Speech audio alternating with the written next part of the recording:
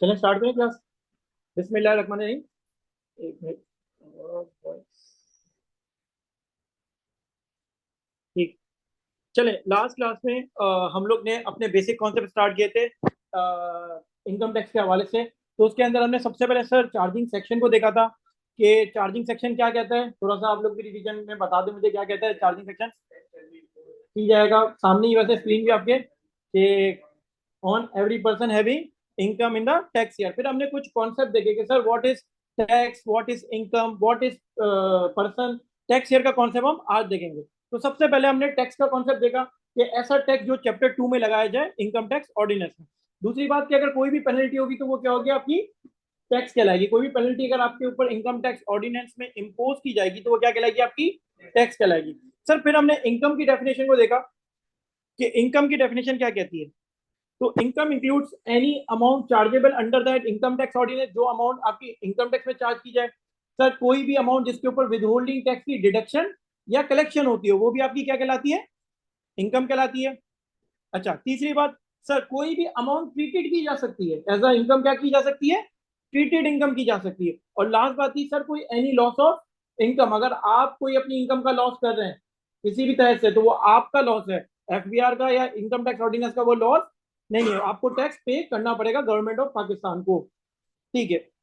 फिर हमने पर्सन पे गए थे। तो सर पर्सन हमने डिफाइन किए थे, ये 7 तरीके के पर्सन है इनकम टैक्स ऑर्डिनेंस। हमारे लिए रिलेवेंट 3 है क्योंकि आप ना फेडरल गवर्नमेंट की टैक्सेशन अभी कर रहे हैं क्योंकि वो एग्जाम्ड है। पब्लिक सब पॉलिटिकल की भी नहीं करेंगे, ये भी एग्जाम्ड आ जाते हैं। पब्लिक इंटरनेशनल ऑर्गेनाइजेशन की सारी क्या होती है, मैक्सिमम एग्जाम्ड होती है। ठीक है। एक में आवाज तो दबो। चलें। अच्छा, अब हमने इंडिविजुअल, कंपनी और एओपी की टैक्सेशन को देखा था। सबसे पहले हमें इंडिविजुअल तो पता है कि कौन था, ठीक है। सर एओपी क्या थी, ये 4-5 बातें थी जो एओपी की है। एक बार खुद ही आप रिवाइज कर लें कि sir firm, Hindu undivided family, joint family business हो। तीसरा क्या था, कोई आर्टिफिशियल जुडिशियल पर्सन हो, कोई भी बॉडी फॉर्म हो अकॉर्डिंग टू फॉरेन लॉ, तो वो भी आपकी क्या कहलाएगी, एओपी कहलाएगी। फिर हमने कंपनी, कंपनी को 3 हिस्सों में तोड़ा था। सर क्या हिस्से होते हैं, public company, private company and small company. ये 3 कंपनी में हमने इसको क्या किया था, ब्रेक डाउन कर दिया था। हमने सबसे पहले कंपनी को देखा, कंपनी क्या है। तो ये जो ये लोग आ रहे हैं ना, ये सारी कंपनी है सर। कंपनी एक्ट के मुताबिक बनी हो, जल्दी जल्दी पढ़ रहा हूँ। कोई पाकिस्तान के इन्फोर्स के मुताबिक बनी हो, मुदारबा कंपनी, बॉडी जो फॉरेन लॉ के मुताबिक बनी हो, एनपीओ हो गई सर, ठीक है, ट्रस्ट हो गई। अब फॉरेन एसोसिएशन ऐसी जिसको जनरल और स्पेशल ऑर्डर से क्या डिक्लेयर कर दे, FBR as a company declare कर दे। Sir provincial government, local government and small company. फिर हमने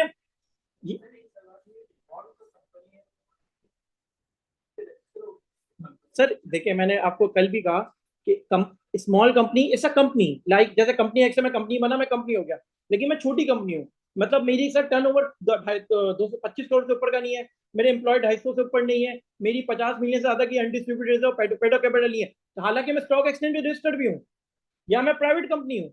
अगर मेरी ये कंडीशन मीट हो जाए तो मैं 20% टैक्स दूंगा, 29% टैक्स नहीं दूंगा, क्योंकि मैं स्मॉल कंपनी की डेफिनेशन में फॉल कर गया। ये कंपनी कंपनी होती है ये। हाँ हाँ ना, ये मैंने वही तो कह रहा हूँ। आप वर्ड आप क्यों नहीं समझते कि प्राइवेट कंपनी या पब्लिक कंपनी या लिस्टेड कंपनी हो वो भी स्मॉल कंपनी बन सकती है। हाँ हाँ, हर कोई भी कंपनी है उसको रजिस्टर के बगैर कंपनी का वर्ड कैसे आ सकता है मुंह में, कंपनी बन कैसे सकती है अगर कंपनी एक्ट के मुताबिक रजिस्टर ही ना हो। पहली बात, आपका बेसिक कॉन्सेप्ट ये हो कि कंपनी बन ही नहीं सकती। तो अगर मैं स्मॉल लगा दूं तो इनकम टैक्स ऑर्डिनेंस के मुताबिक स्मॉल कंपनी है, कंपनी एससीसीबी के मुताबिक वो कंपनी ही है। सेट है। तो कंपनी, सर वो कंपनी जी, हाँ बिल्कुल इंडिविजुअल ट्रीट होगा। अगर रजिस्टर नहीं हुआ तो वो क्या ट्रीट होगा, इंडिविजुअल ट्रीट होगा। फिर वो कंपनी की डेफिनेशन में नहीं आएगा, कंपनी जो इंडिविजुअल पर्सन है ना पहला वाला वो कहलाएगा। ओके, क्लियर हो गई बात। चले सर, स्मॉल कंपनी भी हमने देख लिया था। स्मॉल कंपनी का जरा रिवीजन कर लेते हैं कि स्मॉल कंपनी क्या होती है। सर वापस बता देता हूँ कि कंपनी हो, कंपनी बनी एससीसीबी के मुताबिक, इनकम टैक्स के मुताबिक वो अपनी कंपनी को स्मॉल कंपनी में फॉल करवा सकता है अगर ये कंडीशन मीट हो जाए। नहीं होती तो या तो वो प्राइवेट कंपनी बन जाएगी, अगर रजिस्टर्ड स्टॉक एक्सचेंज है तो क्या बन जाएगी, पब्लिक कंपनी। तीनों की डेफिनेशन आपके सामने लिखी गई है। इस डेफिनेशन में आपकी कंपनी जहां फॉल करती है वो आपकी क्या कहलाएगी, कंपनी कहलाएगी। ठीक है, सेट है।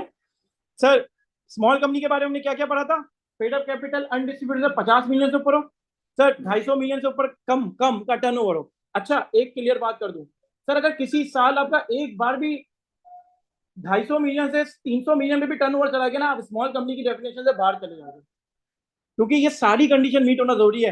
हालांकि आपका अनडिस्ट्रीब्यूटेड 50 मिलियन हो, आपके एम्प्लॉय भी 250, लेकिन अगर आपका टर्नओवर बढ़ गया तो आप बाहर। सर आपके 250 से 251 एम्प्लॉय भी हो गए ना, 251 भी हो गए, तब भी आप स्मॉल कंपनी की डेफिनेशन से क्या हो गए, बाहर जाओ। अब सर स्मॉल कंपनी की डेफिनेशन से बाहर चला गया तो मैं क्या बन जाऊंगा?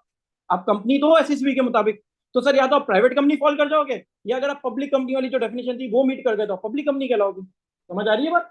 अंडरस्टैंड है? ठीक है सर, अब आ जाए हमारा नया concept. Sir what is tax year? अब हमारा चौथा पार्ट पढ़ रहे हैं हम कि टैक्स ईयर क्या है।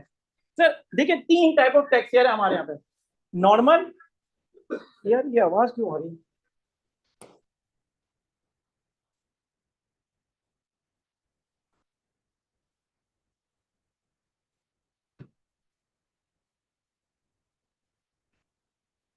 Hello.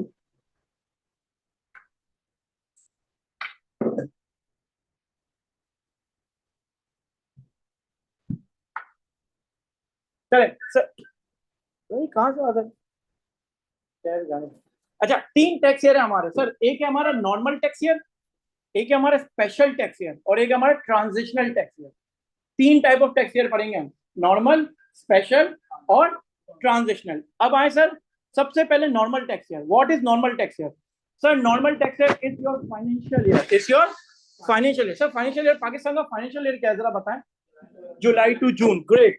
This is your normal tax year. Sir अगर आपका 1 जुलाई से लेके, यहाँ मैं रेड से लिख देता हूँ सर, 1 जुलाई से जो लेके 30 जून के दरमियान आपका ईयर एंड हो, जो 12 मंथ का ईयर एंड हो, तो आपका क्या कहलाता है सर? नॉर्मल टैक्स है। वो आपका क्या कहलाता है? नॉर्मल टैक्स है। सबसे पहले हम मैक्सिमम सारे लोग नॉर्मल टैक्स में फॉल करते हैं, इंडिविजुअल और एओपी तो मैक्सिमम नॉर्मल टैक्स में फॉल करते हैं। कंपनीज के लिए कुछ स्पेशल टैक्स प्रोवाइड किए गए हैं। सबसे पहले आपको ये बात क्लियर हुई कि अगर आपका ईयर जुलाई से लेके जून तक, 1 जुलाई से लेके 30 जून के दरमियान हो, तो वो क्या कहलाएगा? आपका नॉर्मल टैक्स है। सर अभी हमने 30 जून तक के जो भी होंगे हमने रिटर्न फाइल किए होंगे, 30 सितंबर तक या 14 अक्टूबर तक हमें फाइल करने हैं। यहाँ तक बात समझ आई? अच्छा सर, अब ये ईयर डिनोट कैसे करेंगे कि कौन सा ईयर कहलाएगा? जुलाई टू जून तो कह दिया आपने, तो ये sir for example sir denote कैसे करेंगे? एंडिंग। सर जिस दिन आपकी एंड हो रहा है, जो 30 जून के दरमियान एंड हो रहा है, उसके साथ जो टैक्स ईयर होगा वही आपका क्या कहलाएगा? टैक्स ईयर कहलाएगा। सर एग्जांपल देते हैं। सर फॉर एग्जांपल, मेरा फर्स्ट फर्स्ट जुलाई 2018 से टैक्स ईयर स्टार्ट हुआ, 30 जून कब खत्म होगा? दो। सर ये टैक्स ईयर कौन सा कहलाएगा? 2019। क्या टैक्स ईयर कहलाएगा ये? सर क्योंकि जो लास्ट डेट होती है ना, जिस लास्ट डेट से 30 जून से परटेन जो ईयर करता है, जो कैलेंडर ईयर परटेन करता है, उससे हम इसको क्या करते हैं? डिनोट करते हैं। ये हमारा टैक्स ईयर क्या कहलाएगा? 2019। सर जैसे इस बार हमारा टैक्स ईयर क्या चल रहा था, 1 जुलाई 2023 से लेके 30 जून 2024, तो हम इसको टैक्स ईयर क्या कह रहे थे? सर अभी टैक्स ईयर कौन सा चल रहा है? 2024 चल रहा है। अभी हम करंट डेट पे भी क्या था सर? 2025। अब अभी अगर आपको इनकम कमाए आज, सर कोई बिजनेस करके इनकम कमाए, इसका टैक्स कब देंगे? 25 में। कब जाके देंगे? 30 जून में तो ईयर एंड होगा, कब देंगे? 30 सितंबर तक आपके पास टाइम है देने का। जून तक आपका क्लोज ईयर एंड हो जाएगा, उसके बाद से लेके 3 महीने, जुलाई, अगस्त और सितंबर। अब सर इस साल जो पूरी इनकम कमा रहे हो, आपकी क्या कहलाएगी? टैक्स ईयर 2025 की इनकम। सर आपको पता है एक फाइनेंस एक्ट आता है, हर साल बजट आता है। आपको पता है जून में पहली दूसरी तारीख को पार्लियामेंट में के अंदर बजट पेश हो जाता है, फाइनेंस मिनिस्टर बजट पेश करते हैं। वो जो बजट होता है उसको हम क्या कहते हैं? वो जो बजट पेश होता है उसको हम कहते हैं फाइनेंस एक्ट। क्या कहते हैं? Finance act. सर हमेशा उसी ईयर के मुताबिक होता है जिस ईयर वो आया होता है। जैसे इस साल कौन सा फाइनेंस एक्ट आया है? Finance act 2024। लेकिन सर ये टैक्स ईयर कौन सा कहलाएगा? ये किस टैक्स ईयर के लिए आया? ग्रेट, टैक्स ईयर 2025 के लिए। सर ये टैक्स ईयर 2025 के लिए आया। ये टैक्स ईयर किसके लिए आया? 2025 के लिए आया। अगर sir next year finance act 2025 आएगा तो किस टैक्स ईयर के लिए आएगा? 2026 के लिए। मतलब कि सर अगर इस फाइनेंस एक्ट के अंदर सैलरी वालों पे स्लैब रेट बढ़ा दिया गया, तो अब क्या ये आप 30 सितंबर वाले में स्लैब रेट बढ़ा के टैक्स देंगे? नेक्स्ट वाले में देंगे? नेक्स्ट वाले में देंगे। क्या करेंगे आप? वो अब एप्लीकेबल आपका क्या होगा? 2000 टैक्स ईयर 2025 के अंदर एप्लीकेबल होगा। सर मैं तेज तो नहीं जा रहा, तेज जा रहा हूं तो मुझे रोक के वापस समझिएगा। कौन सी वाली? फाइनेंस एक्ट वाला। देखिए सर, हर साल गवर्नमेंट एक बजट पेश करती है, उसको हम कहते हैं फाइनेंस एक्ट। उसके अंदर क्या होती है, सैलरी टैक्स को बढ़ाया जाता है या कुछ जगह टैक्स को कम किया जाता है, टैक्स के अंदर चेंजेस की जाती है। ठीक है। अब सर जब फाइनेंस एक्ट 2024 आता है तो वो किस टैक्स ईयर के लिए आएगा? जो नेक्स्ट टैक्स ईयर चल रहा है। जैसे अभी टैक्स ईयर कौन सा चल रहा है? 2025, तो ये 25 के लिए है। अब इस बार जो सैलरी का स्लैब रेट बढ़ा, सैलरी का स्लैब रेट बढ़ा, तो सर जो अभी पिछला रिटर्न फाइल किया उसके अंदर ये एप्लीकेबल नहीं होगा। उसके अंदर एप्लीकेबल होगा फाइनेंस एक्ट 2023 टैक्स ईयर 2024। पिछले साल फाइनेंस एक्ट 2023 आया होगा ना। तो अब कौन सा फाइनेंस एक्ट 2024 की जितनी भी लॉ की चेंजेस है वो कब एप्लीकेबल होगी? 25 के अंदर, 25 के अंदर। सर हाँ, मैं आपको एक और टेक्निकल बात बताऊं। कुछ जगह पे एक होता है रेस्ट्रोस्पेक्टिव, एक होता है प्रोस्पेक्टिव। कुछ चीजें फ्यूचर से स्टार्ट होती है, कुछ चीजें वो कहते हैं कि रेस्ट्रोस्पेक्टिव। मतलब कि सर एक लॉ आया था 7E का और कुछ चीजों का लॉ आया था, उन्होंने बताऊं क्या बोला था कि पिछले साल से आपके ऊपर ये लागू हो जाएगा। मतलब कि जून में आया तो कह रहे थे कि जो पुरानी आपकी इनकम है जैसे 2024 वहां से ये स्टार्ट होगा। तो ये लॉ मेकर की मर्जी है, रेस्ट्रोस्पेक्टिव करवा दे, मतलब पास से भी वो चार्ज करवा सकता है आपसे, और सर फ्यूचर से भी करवा सकता है। ठीक है, ये बात समझ आ गई। सर ये आपका क्या कहलाता है? Normal tax. सर इसको पढ़ लें, स्लाइड्स क्या कह रही है। नॉर्म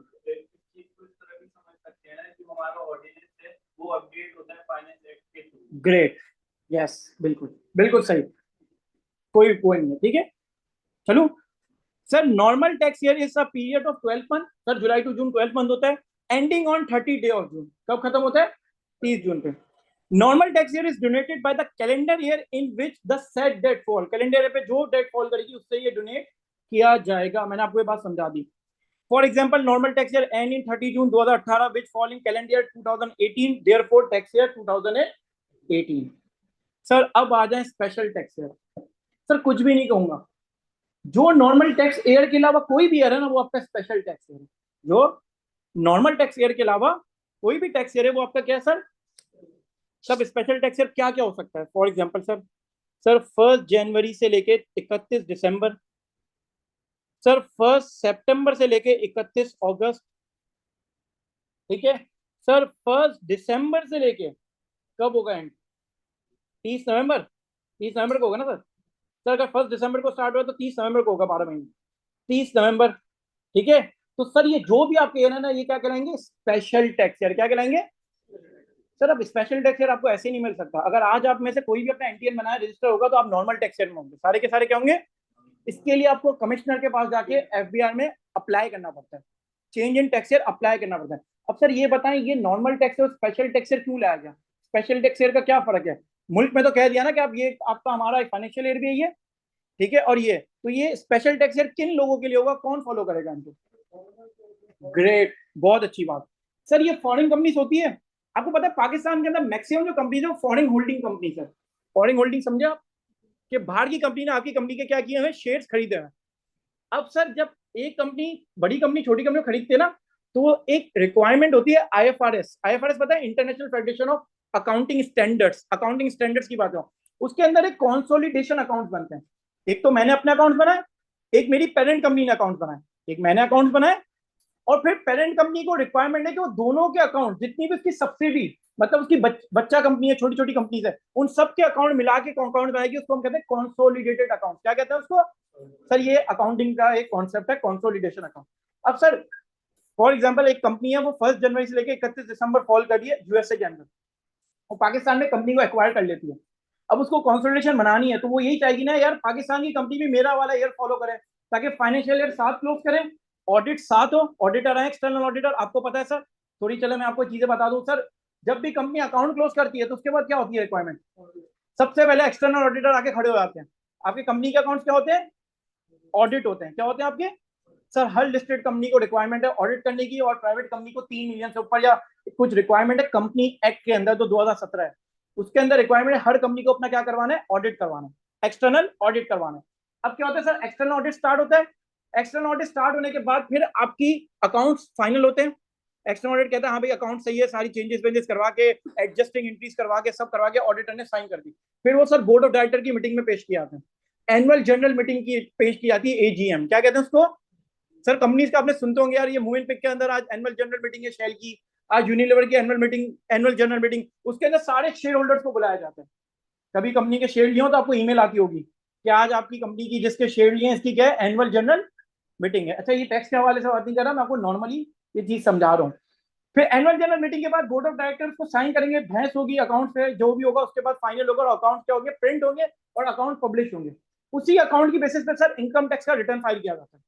ऑडिटेड अकाउंट की बेसिस पे इनकम टैक्स का क्या किया जाता है, रिटर्न फाइल किया जाता है। इंडिविजुअल के ऊपर रिक्वायरमेंट ही नहीं होती तो हम तो ऑडिट करवाते ही नहीं है। इंडिविजुअल के ऊपर रिक्वायरमेंट्स नहीं होती, ज्यादा कंपनीज के ऊपर रिक्वायरमेंट होती है। यहाँ तक बात समझ आ रही है? इसी तरह सर अगर एक कंपनी बाहर की कंपनी है, उसकी एक छोटी कंपनी हो तो चाहते हैं यार हम दोनों का ऑडिट भी साथ हो, सब कुछ साथ हो। तो सर अब एक कंपनी के लिए ये तो अलग है ना कि मैं जुलाई टू जून में टैक्स दूं और अपने अपने जो अकाउंट है वो जनवरी टू दिसंबर में बनाऊं, तो 6-6 महीने की क्लोजिंग में उसके लिए मसला नहीं हो जाएगा। तो इसलिए वो कंपनी क्या करती है, स्पेशल टैक्स ईयर अडॉप्ट करती है। क्या अडॉप्ट करती है? स्पेशल टैक्स ईयर अडॉप्ट करती है। समझ आ रही है सर? अब सर स्पेशल टैक्स ईयर को हम डिनोट कैसे करेंगे कि कौन सा टैक्स ईयर कहलाएगा? फॉर एग्जांपल, जरा चलें एग्जांपल पे। सर अगर मैं कहता हूं कि मेरा ईयर स्टार्ट हुआ, मुझे स्पेशल टैक्स में मुझे अप्लाई होना है 1 जनवरी 2020 से लेके 31 दिसंबर 2020, ये मेरा स्पेशल टैक्स ईयर है। सर मैं इसको टैक्स ईयर क्या बोलूंगा, 2020 बोलूंगा? नहीं सर, अब लॉ ने इसके अंदर बताया कि सबसे पहले, अब जरा सर थोड़ा टेक्निकल है, सब अटेंशन दीजिएगा अपनी थोड़ी सी। सर पहले लॉ मेकर ने कहा कि ये बात देखो कि तुम्हारा नॉर्मल टैक्स ईयर किस डेट के दरमियान फॉल हो रहा है, तुम्हारा नॉर्मल टैक्स ईयर किस दरमियान के फॉल हो रहा है। सर अगर 31 दिसंबर एंड है तो इसके दरमियान नॉर्मल टैक्स ईयर कौन सा चल रहा होगा, 21, मतलब कि कब से स्टार्ट हुआ होगा वो, 1 जुलाई 2020 से लेके 30 जून, ग्रेट, 30 जून 21। तो सर जो आपकी लास्ट डेट के दरमियान नॉर्मल टैक्स ईयर फॉलो किया जा रहा है ना, तो जो नॉर्मल टैक्स ईयर का डोनेट होगा ना उसी से आप इसको डोनेट करेंगे, तो ये आपका टैक्स ईयर कौन सा कहलाएगा, 2021, ग्रेट। ये टैक्स ईयर आपका कौन सा कहलाएगा, 2021। और एग्जांपल लें सर, आए सर, मेरा टैक्स ईयर स्टार्ट हो रहा है 1 अप्रैल 2024 से लेके अप्रैल के बाद कब खत्म, मार्च होगा ना, 30 मार्च 2024। जरा आप लोग बताएं सर ये मेरा टैक्स ईयर क्या कहलाएगा, सॉरी 2025, ग्रेट, सॉरी 2024 से लेके 2025, बट क्या टैक्स ईयर कहलाएगा, कैसे? हाँ कैसे, मुझे पूरा जवाब दो ना, ये नहीं नॉर्मल टैक्स ईयर कहाँ फॉल करेगा, पहले ये बताएं। 24 से लेके 25 में होगी, हाँ हाँ आगे जगह बिल्कुल आगे, 30/2025 पे खत्म हुआ। तो सर जो नॉर्मल टैक्स ईयर से रिलेटेड वही कहेंगे, वही हो गया। सर अगर मैं इसको आपको शॉर्टकट बताऊं ना, पहले इसको पढ़ लेते हैं, समझ आ गया आपको स्पेशल टैक्स ईयर कैसे डोनेट करते हैं? सर आपको आया पक्का ना, सर आ गया समझ पक्का? सर कोई ऐसा तो नहीं सो रहे हैं आप लोग भाई, होने पे पक्का सबको समझ आ रहा है? ठीक है चले, ये आपका मैंने बताया सर, ये क्या फॉल होता है आपका, special tax year. Normal tax year July to June, special tax year other than normal tax year. फिर मैंने आपको उसको डोनेट करना भी बता दिया। सर ये कैसे डिनोट होगा? अच्छा सर फाइलिंग डेट अलग होती है, अगर 31 दिसंबर हो रहा है तो फिर आपकी नेक्स्ट 30 सितंबर तक फाइलिंग डेट होती है। अच्छा सर अभी कंपनीज के अपने रिटर्न 30 सितंबर को फाइल करेंगे, मैं कंपनीज की बात कर रहा हूँ। नहीं, अभी जो 30 जून में सारी कंपनीज क्लोज हुई ना सर, ये जो ऑडिट की रिक्वायरमेंट बताए ना, तो 6 महीने लग जाते हैं। ग्रेट सर, इनकी डेडलाइन होती है 31 दिसंबर। अभी जो रिटर्न फाइलिंग चल रही है वो इंडिविजुअल और एओपी की चल रही है, इंडिविजुअल और एओपी। सर अभी कंपनी का सीजन आ जाएगा, हम तो असल में बिग फोर में काम किया ना, तो मैक्सिमम हमारे पास इंडिविजुअल क्लाइंट नहीं होते थे, सारी कंपनीज होती थी। तो ज्यादातर कंपनी क्या, तो 30 सितंबर को स्पेशल टैक्स ईयर वाली कंपनी फॉल कर रही होती है, जिनका स्पेशल टैक्स ईयर होता है वो 30 सितंबर को आती है, और जो other than normal tax year को फॉलो करती है उनका ईयर एंड कब आती है फाइलिंग का, सर दिसंबर। तो ये बात नोट कर लीजिएगा, आपके लिए मैं बता रहा हूँ, ठीक है? यहाँ लिखी हुई नहीं है इसलिए आपको बता दिया अलग से। अच्छा अब सर इसको जरा पढ़, हाँ हाँ बिल्कुल सर, नहीं ये नहीं है, ये इन्होंने कंपनी के लिए रखा है, आप करोगे भी ना आपको नहीं देंगे लोग, तो कहेंगे भाई नॉर्मल फॉलो करो, ठीक है? हाँ सर, अगर आपको किसी ने एक्वायर कर लिया, अब आप कहते हैं मुझे उसके मुताबिक है, तो पहले तो आप कंपनी बनाओगे अपनी, कुछ ना कुछ रजिस्ट्रेशन करो, तो फिर आप कर सकते हो, ओके? नहीं नहीं नहीं, मैंने वही कहा कंपनी, सर कंपनी अलग है, एओपी पार्टनरशिप कहा ना, 3 पर्सन अलग है, कंपनी एक अलग चीज है, पार्टनरशिप एक अलग चीज है, इंडिविजुअल एक अलग चीज है, 3 अलग अलग लोग हैं, इन तीनों को मिक्स नहीं करें, ठीक है? सेट है। स्मॉल कंपनी का मतलब वो कंपनी, छोटी कंपनी, कंपनी एक होता है सर, एक इंसान, बड़ा इंसान, एक छोटा इंसान है, एक उससे छोटा इंसान है, ऐसे ही बड़ी कंपनी, स्मॉल मीडियम कंपनी और छोटी कंपनी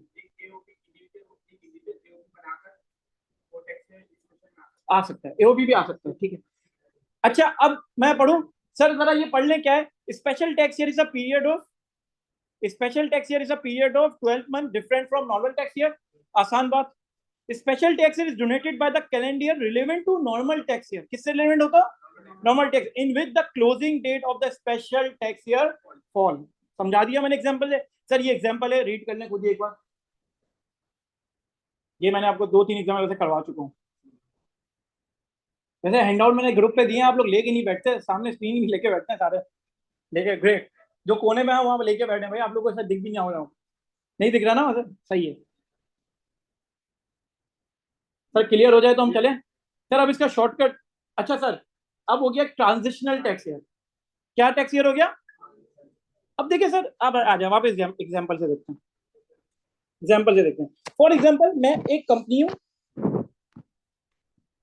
मैं एक कंपनी हूँ सर, मैं अपना नॉर्मल टैक्स ईयर फॉलो कर रहा हूँ। मैं अपना क्या फॉलो कर रहा हूँ सर? कल एक यूएसए की कंपनी मुझे हायर कर लेती है। क्या करती है यूएसए की कंपनी? मुझे हायर कर लीजिए, वो कहती है यार आप नॉर्मल टैक्स ईयर फॉलो नहीं करें, हम हमारा जो टैक्स ईयर होता है ना, वो हम जो फॉलो करते हैं financial year, calendar year follow करते हैं, calendar year which is January to December, हम ये फॉलो करते हैं। ओके, आता बात समझ आई सर? तो अब मुझे क्या करना है, अपना टैक्स ईयर चेंज करवाना है। क्या करना है? अपना टैक्स ईयर नॉर्मल से स्पेशल की तरफ आना है, मुझे नॉर्मल से स्पेशल की तरफ आना है। अब सर मेरा जो सबसे पहले जो इस कंपनी का ईयर एंड होगा, फॉर एग्जांपल अभी पकड़ लेते हैं, तो सर फर्स्ट जुलाई 2023 पे मेरी कंपनी का स्टार्ट हुआ, और सर 30 जून 2024 में क्या हो गया, वो एंड हो गया। सर जब मैं ईयर चेंज करूंगा ना, तो नया टैक्स ईयर जो है ना, वो सर नए मंथ स्टार्ट होगा। कब से स्टार्ट होगा स्पेशल टैक्स ईयर मेरा? सर ये जनवरी टू दिसंबर फॉलो करते हैं, तो मेरा कब से स्टार्ट होगा? 1 जनवरी 2025 से लेके कब स्टार्ट होगा सर? अब मैं नेक्स्ट टैक्स ईयर स्टार्ट करूंगा 1 जनवरी 2025 से लेके, कि अब मैं जब नेक्स्ट टाइम अपना रिटर्न फाइल करूंगा, तो मैं अपनी जो इनकम डिक्लेयर करूंगा वो 1 जनवरी 2025 से लेके 31 दिसंबर 2025 तक। सर अब इसके दरमियान 6 मंथ का गैप आ गया सर, ये 6 मंथ का गैप आ गया सर। इस 6 मंथ के गैप को सर, 6 मंथ का गैप कितना है, क्या है? हाँ, नहीं नहीं, टेक 6 मंथ का गैप तो बताओ क्या ईयर है, मतलब कब से स्टार्ट हो रहा है, कब खत्म हो रहा है सर? जो सर मैं इसको जरा रेड में लिख दूं, जुलाई 2024 से लेके दिसंबर 2000, सॉरी 24 से लेके दिसंबर 2000।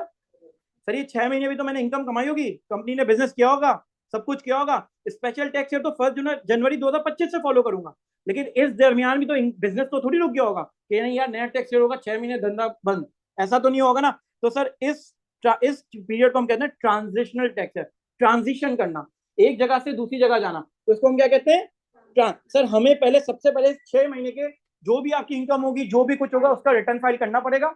उसके बाद आप अपना फर्स्ट, क्योंकि अब आप क्लियर हो गए हर जगह से कि आपने अपना दिसंबर 2024 तक के सारे रिटर्न, सारी चीजें फाइल कर ली होगी, सारी इनकम डिक्लेयर कर दी होगी। अब 1 जनवरी 2025 से लेके आप क्या करेंगे, अपना स्पेशल टैक्स ईयर फॉलो करेंगे। क्या ये बात आप सबको समझा पा रहा हूं मैं? समझ आ रही है सबको? अच्छा सर, एक होता है मैंने बताया नॉर्मल टैक्स ईयर फॉलो करते थे, आप किस पे जाएंगे अब बताएं? नहीं नहीं, वो कुछ नहीं, कोई ना बोले, वही बोले, स्पेशल पे जाएंगे। सर मेरा नॉर्मल टैक्स ईयर कब खत्म हो रहा है? हाँ इस केस में, मैं इस केस की बात कर रहा हूँ। नहीं नहीं, नॉर्मल टैक्स ईयर कब कब देखिए, यहाँ लिखा हुआ है। अच्छा मैं यहाँ लिख भी देता हूँ, ये मेरा नॉर्मल टैक्स ईयर है। कब खत्म, कब हो रहा है, नजर आ रहा है आपको? सर 30 जून 2024 में खत्म हो रहा है, ठीक है।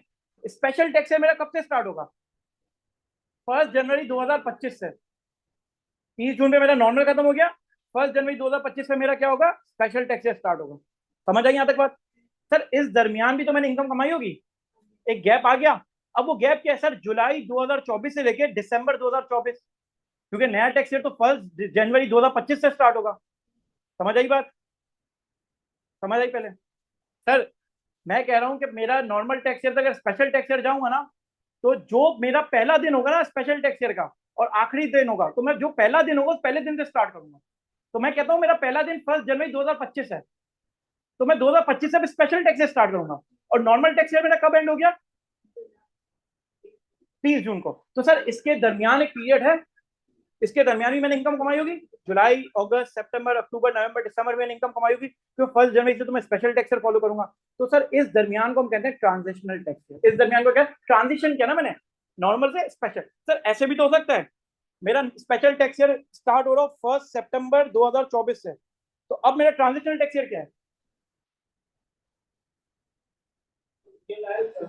जुलाई और अगस्त, जुलाई और, सर 2 महीने रह गए ना अब, समझ, सॉरी, कौन सा रह गया, जुलाई और, तो मतलब जो मेरा नया दिन होगा टैक्स ईयर का, और जो मेरा पुराना होगा, उसके दरमियान जो गैप आएगा उसको हम क्या कहते हैं, ट्रांजिशनल टैक्स ईयर, उसको हम क्या कहते हैं? सर गैप ना है तो 1 अगस्त से स्टार्ट, आपने क्या किया, 1 जुलाई से स्टार्ट किया, सर कुछ भी नहीं होगा। सर फिर तो आपका नॉर्मल ही हो गया ना, गैप तो आएगा ना, 1 महीना तो गैप आएगा, स्पेशल कैसे खिलाओगे? सर मैं कह रहा हूँ मैं स्पेशल टैक्स अप्लाई करने जा रहा हूँ, तो 1 जुलाई से लेकर 30 जून, कमिश्नर एप्लीकेशन फाड़ के मुंह पे फेंकेगा, बेटा तू नॉर्मल में तो है ऑलरेडी। हाँ, सर गैप कैसे हो सकता है? सर 1 अगस्त से स्टार्ट करूँ तो फिर 1 महीने का रिटर्न फाइल करूँगी, 1 महीने जो जुलाई के अंदर इनकम कमाई होगी ना उसका रिटर्न फाइल, समझ आ रही है? जी सर आ रहा हूँ, शायद मैंने नहीं, इसको मैंने बताया नहीं है, इस इधर बहुत बड़ा प्रोसीजर है, अब प्रोसीजर सुन ले। सर कमिश्नर के पास एक एप्लीकेशन लेके जाते हैं चेंज ऑफ टैक्स ईयर की, आप कमिश्नर को जाके एप्लीकेशन देंगे, उस पर सबसे पहले रीजन बताएंगे कि क्यों चाहते हो स्पेशल टैक्स है। रीजन मैंने बता दिया, कोई ना कोई आपको एक्वायर किया है, किसी कंपनी ने एक्वायर किया, आपने एप्लीकेशन दी, एप्लीकेशन के बाद वो आपकी एप्लीकेशन को कंसीडर करेगा, आपसे रीजन पूछेगा, providing opportunity of being head देगा, वर्ड यूज किया था।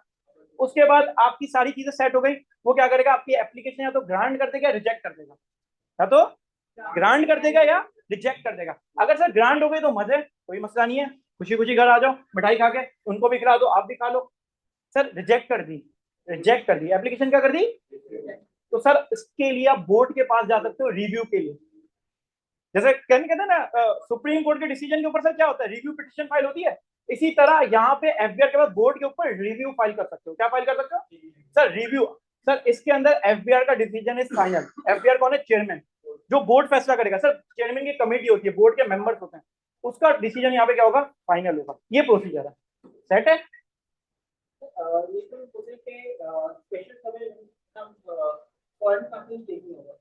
जैसे उसने एक साथ खुला है and now we close the partnership, अब वो चले गए and now I am individual person. Yes, तो इसमें क्या आपको come back to, it's your decision, great, it's your. इनका सवाल ये बहुत अच्छा सवाल है, इन्होंने बोला सर एक कंपनी ने मुझे एक्वायर किया, आज वो बंद करके चली गई, मुझे अकेला छोड़ के चली गई, मैं तो स्पेशल टैक्स पे चल रहा था, क्या मैं वापस नॉर्मल पे आ सकता हूँ? जी सर, आप चाहे तो नॉर्मल पे आए, चाहे तो स्पेशल फॉलो करें, आपकी मर्जी है, इसमें आपसे कोई एफबीआर आपके ऊपर कोई पाबंदी नहीं लगागा, लॉ आपके ऊपर कोई पाबंदी।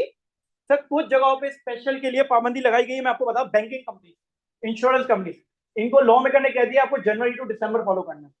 मैं आपको बता रहा हूँ, जितनी भी बैंकिंग कंपनीज के एयर एंड टैक्स ईयर है वो क्या है, जनवरी टू दिसंबर, ये आपको मैं अभी बता रहा हूँ, ठीक है, ये पाबंदी लगाई गई है जी, कोई भी ठीक है। अच्छा सर ये शॉर्टकट है डिनोट करने का, मैंने लिखा हुआ है, अगर आपका टैक्स ईयर एंड हो रहा है जनवरी टू जून के दरमियान तो सेम कैलेंडर ईयर, ठीक है, आसान तरीका, वो स्पेशल टैक्स ईयर को समझने का आसान तरीका, अगर जनवरी टू जून के दरमियान आपका ईयर एंड हो रहा है तो सेम कैलेंडर ईयर, और अगर जुलाई से दिसंबर के दरमियान हो रहा है, जैसे 31 दिसंबर को रहता हूँ, तो नेक्स्ट कैलेंडर ईयर, कौन सा ईयर, नेक्स्ट कैलेंडर ईयर। जरा देख, खुद बनाओ, खुद अपने दिमाग में एग्जाम्पल बना के सोचो। हाँ ग्रेट, सही है सर, खुद बनाए एक सिनेरियो, सोचे अगर ये कंपनी मेरी यहाँ एयर फॉल करी तो मेरा कौन सा ईयर होगा, एक एक बच्चा, एक एक बंदा अगर बता दे तो, बताए नहीं मुझे, खुद समझ ले बस बैठ के 2 मिनट के लिए, मैं पानी पी लूँ जब तक। फिर हम आगे चलते हैं अब अपने बहुत इंपॉर्टेंट कॉन्सेप्ट की तरफ, यहाँ से हमारा इनकम टैक्स की चार्जिंग एबिलिटी स्टार्ट होगी, इनकम टैक्स चार्ज कैसे होगा।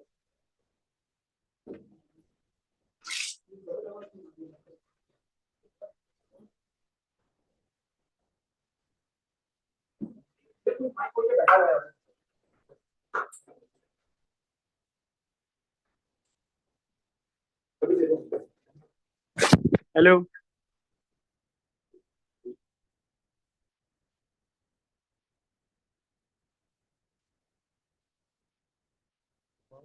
हेलो हेलो, देख आवाज कहाँ से आ रही है?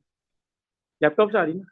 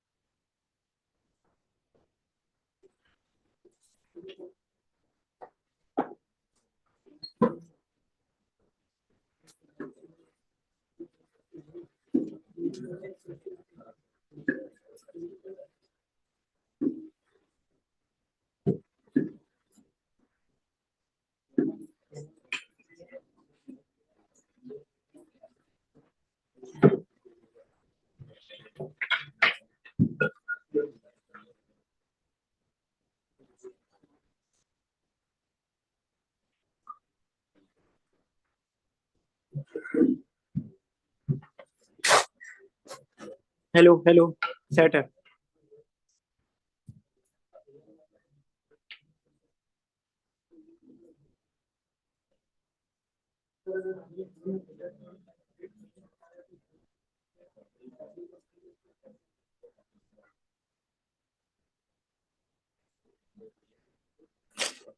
मित्र, आवाज आ रही है आपको? अगर जून में अगर आपका ईयर हुआ है स्पेशल टैक्स ईयर को फॉलो करें, तब भी आप फाइनेंस एक्ट को ही फॉलो करेंगे।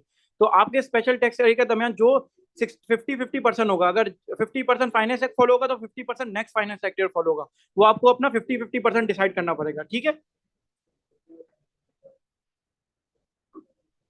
चले, समझ आ गई बात?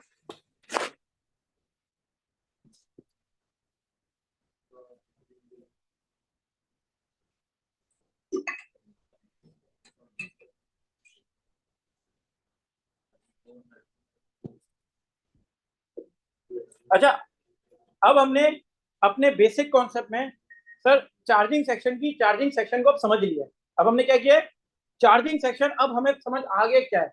ये आपको अब जिंदगी भर पता होना चाहिए सर, टैक्स क्या है, इनकम क्या है, टैक्स ईयर क्या है और पर्सन क्या है। ये अब आप समझ चुके हैं कि एक charging section basic income tax की क्या होती है।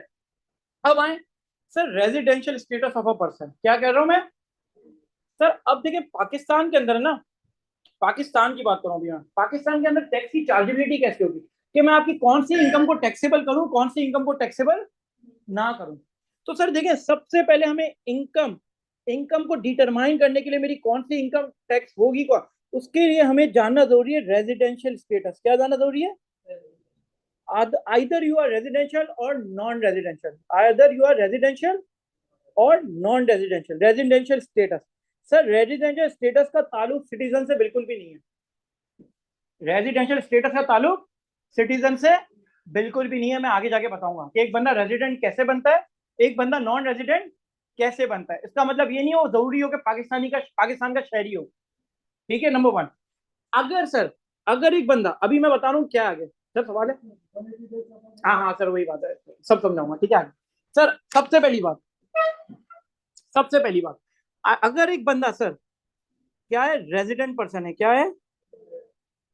Resident person. सर पर्सन का मतलब क्या? इंडिविजुअल सिर्फ। सर अब देखें, अब देखें, अब ये मैंने बेसिक क्यों बनाई है। कहीं पे मैं कह रहा हूँ पर्सन, कहीं पे मैं कह रहा हूँ इंडिविजुअल, कहीं पे लॉ कह रहा होगा कंपनी। तो फिर आपको पता हो जाएगा कि ये लॉ किसके लिए एप्लीकेबल है। जैसे सैलरी में वर्ड स्टार्ट होगा इंडिविजुअल से, तो सैलरी का लॉ सिर्फ इंडिविजुअल के ऊपर एप्लीकेबल है। कंपनी कभी सैलरी लेती है? कभी देखा कंपनी ने सैलरी ली हो? तो सर ये अब आपको, अब मैंने रेजिडेंट पर्सन की बात कर रहा हूँ तो मतलब कि resident individual, resident company, resident AOP, तीनों अलग अलग होंगे, तीनों का क्राइटेरिया अलग अलग होगा। अब ये पर्सन वर्सन समझाने का मतलब ही यही था पीछे आपको, कि अब आपको ये लॉ में समझ आ जाए कि कौन सा वर्ड कहां से स्टार्ट है। अगर कोई लॉ स्टार्ट हो रहा है कंपनी से, तो वो मतलब कि वो सेक्शन किसके ऊपर एप्लीकेबल है? कंपनी के ऊपर एप्लीकेबल है। ओके सर, एक एक होता है रेजिडेंट पर्सन, और या तो वो रेजिडेंट नहीं होगा तो क्या कहलाएगा? Non great. क्या कहलाएगा? नॉन।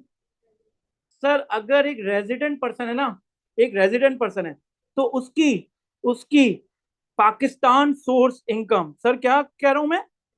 पाकिस्तान सोर्स इनकम मतलब कि जो भी इनकम उसने कहां कमाई होगी? पाकिस्तान में।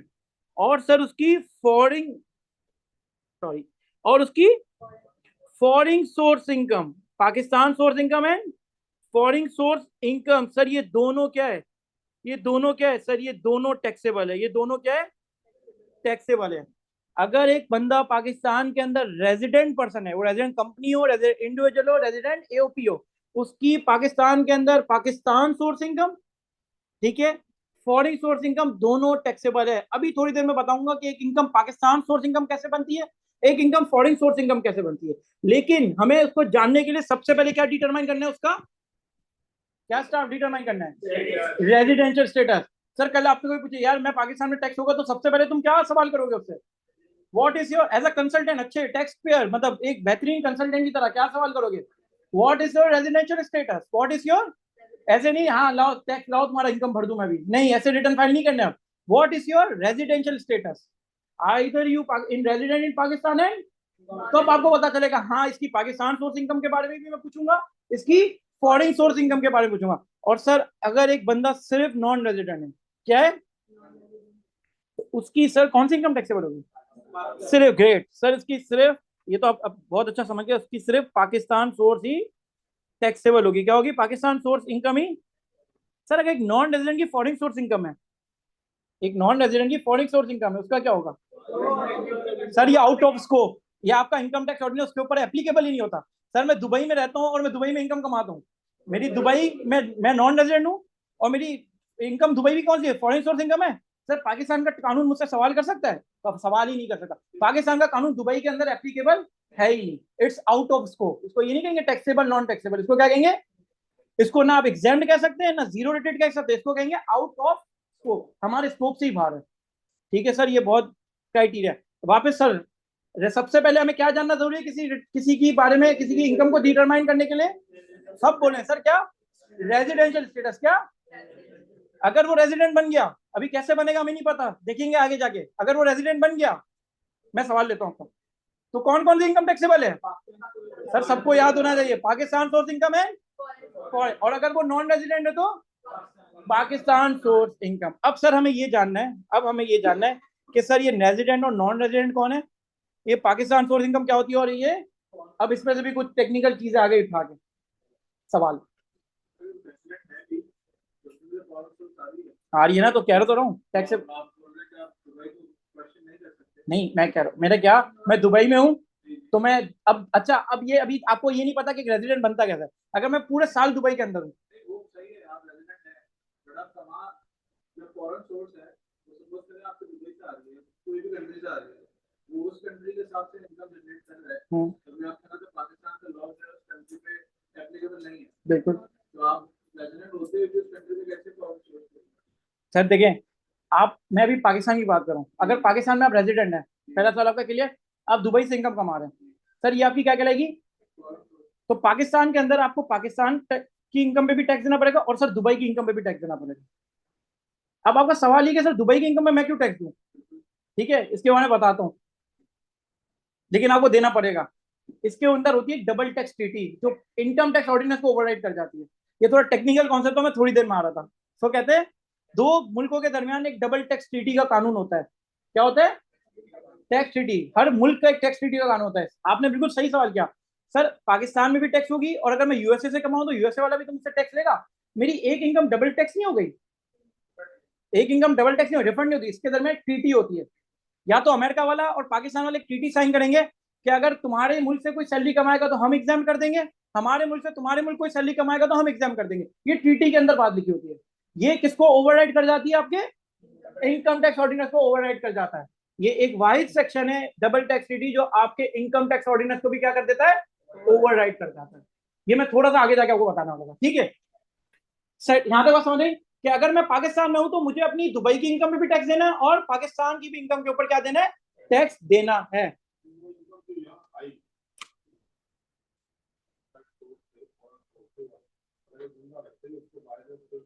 सर इसका इसका ना इससे डिटरमाइन नहीं होता सर। आप अगर आपकी इनकम आपने कमा ली ना, आप रेजिडेंट है, तो आप भले आपने अकाउंट में बाहर ही रखी हो, पैसे यहाँ ना लाए हो, तब भी वो इनकम आपकी टैक्सेबल हो गई है। सर पता, ये तो एफबीआर का काम है, ये हमारा काम नहीं है। बिल्कुल सर, ये हो सकता है कि कभी ना कभी तो इनकम किसी ट्रांजेक्शन से लाएंगे, हाँ सर, आएगी कभी ना कभी अगर नहीं लाते ना तो ये छुपाने का अच्छा तरीका है। ये क्या कर सकते हैं आप, ये छुपा सकते हैं सर। ठीक है, ये आप क्या कर रहे हैं, छुपा सकते हैं अपनी इनकम। सर रेमिटेंस के जरिए बिल्कुल पता चल जाता है। जब आप रेमिट कर रहे होते हैं ना तो उससे बड़े सवाल किए जाते हैं। उसमें भी अनएक्सप्लेन इनकम एक है जिसमें 5 मिलियन तक आपसे कोई सवाल नहीं कर सकता। लॉ कहता है कि 5 मिलियन की होम रेमिटेंस के ऊपर आपसे कोई भी सवाल, लेकिन होम रेमिटेंस हो। ऐसा ना हो प्रोफेशनल सर्विस की रेमिटेंस आ रही है तो वैसे भी रेमिटेंस नहीं कहलाती, फिर वो एक्सपोर्ट ऑफ सर्विस चली जाती है। वो मैं बाद में बहुत आगे के कॉन्सेप्ट है, अभी नहीं, अभी बेसिक बना रहा हूँ आपकी कि किस किस की इनकम कहाँ टैक्सेबल होगी। फॉर एग्जांपल हम दुबई में इनकम जनरेट कर रहे हैं, ठीक है, हम नॉन रेजिडेंट हैं, लेकिन आजकल जैसे फॉरेन कंपनी अकाउंट पाकिस्तान में खुल रहे हैं, तो हम वहाँ पे जो भी इनकम कर रहे हैं, कमा तो हम दुबई में है और फॉरेन कंपनी अकाउंट में यहाँ पे डिपॉजिट हो रही है अमाउंट, तो उस पर हमारी इनकम मतलब टैक्स चार्जेबल है और नहीं है। आप नॉन रेजिडेंट है, non resident foreign service income पे कोई सवाल नहीं किया जाता। अब आपने पाकिस्तान में एक नया पाकिस्तान स्कीम आई थी, आपने अकाउंट खोल लिया, वो इमरान खान ने बोला था यार जितने फॉरेन वाले हैं जरा यार पैसे भेजो पैसे, लोगों ने $1 बिलियन आ गए थे। सर उस पे आपका क्या मिल रहा था, आपको सूद मिल रहा था? सूद कहाँ से मिल रहा था? सूद कहाँ से मिल रहा था? नहीं बैंक है नहीं, सूद बैंक कहाँ था, बैंक कहाँ पे रजिस्टर है? स्टेट है नहीं, मैं कह रहा हूँ स्टेट बैंक में था। स्टेट बैंक कहाँ, किस जमीन पे है?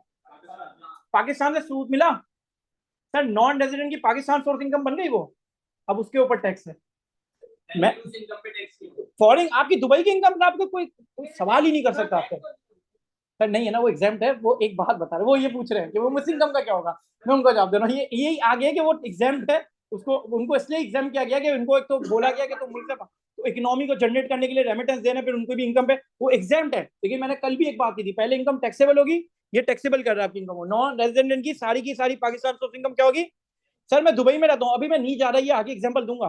सर मैं दुबई में रहता हूँ, पाकिस्तान की यूनिलीवर में मैंने इन्वेस्टमेंट की है, मुझे डिविडेंड आता है पूरे साल में। तो डिविडेंड मुझे कहाँ से आ रहा है?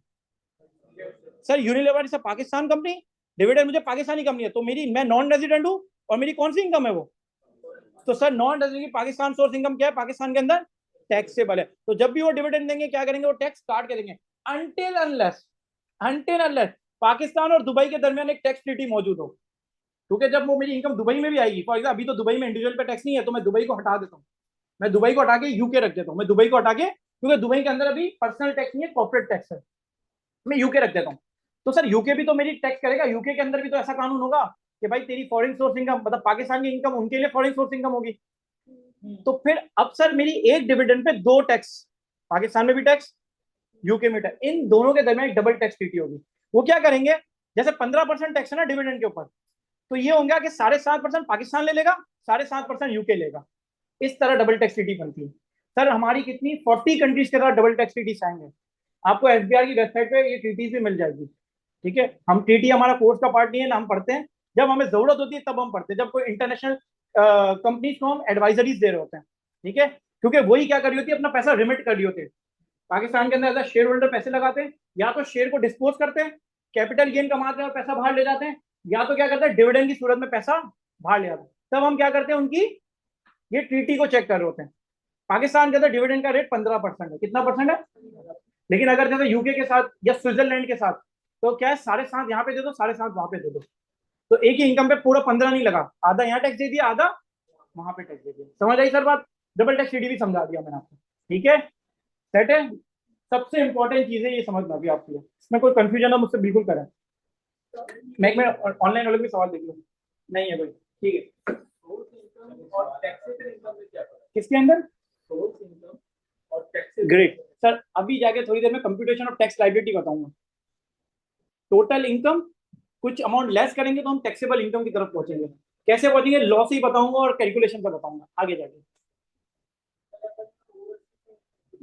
सही है, दुबई में तुम रह रहे हो?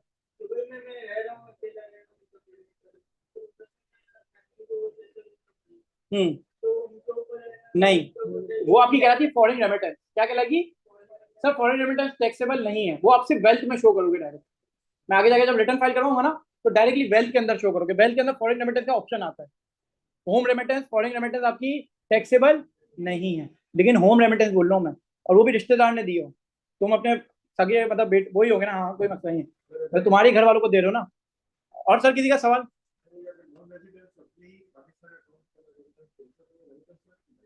नॉन रेजिडेंट क्या कह रहे हैं? हाँ, वो रेमिटेंस नहीं कहलाती, वो बिल्कुल सही है, वो फिर पाकिस्तान का पैसा सेव कर रहा है। हाँ, अगर वो पैसे को लगा के सूद कमा रहे हैं तो वैसे तो उसकी प्रॉफिट ऑन डेट होगा टैक्सेबल। ऐसे ही पैसा रख रहा है तो सर कोई इनकम थोड़ी कमा रहा है, पैसा थोड़ी कोई काम कर रहा है, पैसा काम कर रहा है तो फिर टैक्सेबल है। जैसे कंपनी में आप पैसा लगा तो पैसा आपके लिए काम करता है। एक होता है ना, अमीर लोग कहते हैं ना पैसिव इनकम, कि सर पहले खुद पैसा कमाने के लिए काम करो, फिर पैसे को लगा दो जो आपके लिए काम करे। तो अगर पैसा आपके लिए काम कर रहा है, वो आपके लिए इनकम जनरेट कर रहा है, तो फिर वो टैक्सेबल है। फिर नॉन रेजिडेंट की पाकिस्तान सोर्स इनकम बन जाएगी, वो आपके लिए टैक्सेबल हो जाएगी। सर और कोई सवाल आपका? यहाँ पे मैं सवाल ले लूंगा, ये बहुत इंपॉर्टेंट है, इससे आगे जाऊंगा तो फिर मसले मसाइल हो जाएंगे, समझ नहीं पाएंगे आप। वापिस एक बार समझे कि क्या क्या टैक्सेबल हो रहा है।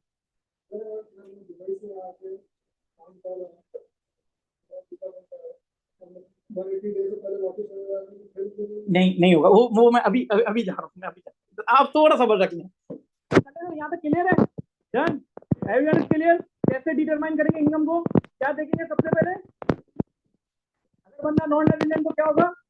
सिर्फ टैक्सेबल होगी, और बंदा रेजिडेंट है तो दोनों टैक्सेबल होगी। चले आए सर। कंपनी है वो